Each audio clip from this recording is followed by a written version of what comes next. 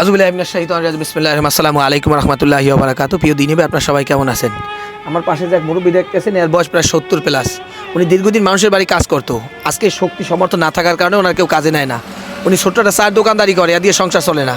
ওনার ঘরে একটা বড় সন্তান নাই যে সংসারটা চালাইবে। একটা মেয়েও আছে, তার স্বামী নাই। মানুষের বাড়ি কাজ করিয়া হে মাই বলে মানুষ করতে খুব কষ্ট করিয়া। আর ওনাদের খাবার প্রায় নাই বলেই থাকে, প্রায় দিনই না খাই থাকে। তা আমি নিয়ত করছি ওনার একটা ছোট্ট একটা দোকান দিয়ে দেবো রাস্তার পাশে, কিছু পানি দেবো।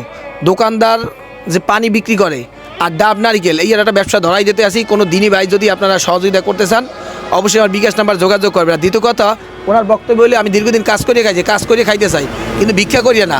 তা আমরা নিয়ত করছি এই জিনিসটা করিয়ে দেবো এবং ওনার সাথে আলোচনা করছি। আপনারা পারবেন না ব্যবসা করতে? হ্যাঁ পারবেন। কিছু ডাব নারিকেল আর কিছু পানি যদি রাস্তার পাশে কিনে দিই, একটা দা দিয়ে বসাইয়া, তাহলে আপনি মনে কাটিয়ে কুটিয়ে মানুষের ই করতে পারবেন না? হ্যাঁ পারবেন। যাক, পারবে আলহামদুলিল্লাহ। তাহলে তো আপনার ভিক্ষার দরকার নাই, আপনি তো কাজ করে খাইতে পারতেছেন। না আলহামদুলিল্লাহ, উনি পারবে ইনশাআল্লাহ। তাই ওনার স্থান থাকবে দবদবে 0 পয়েন্ট। ট্রাক ড্রাইভার, বাস গাড়ি ড্রাইভার যারা আমার ভিডিও দেখেন এবং সরমনায় পীর সাহেবের যারা আছেন আশেপাশে, ওখানে পানি থাকবে ফাইজার। অবশ্যই এই পানিগুলো আপনারা কিনবেন। একটা পানি একটা ডাব যদি আপনি কেনেন, তাহলে লোকটার সংসারটা চলবে। তা ভিডিও বেশি বেশি শেয়ার দেন। আর যারা সহযোগিতা করতে চান, অবশ্যই বিকাশ নাম্বারে যোগাযোগ করবেন। তা ভালো থাকবেন। ভিয়া মানিল্লাহ। আসসালামু আলাইকুম রহমতুল্লাহ।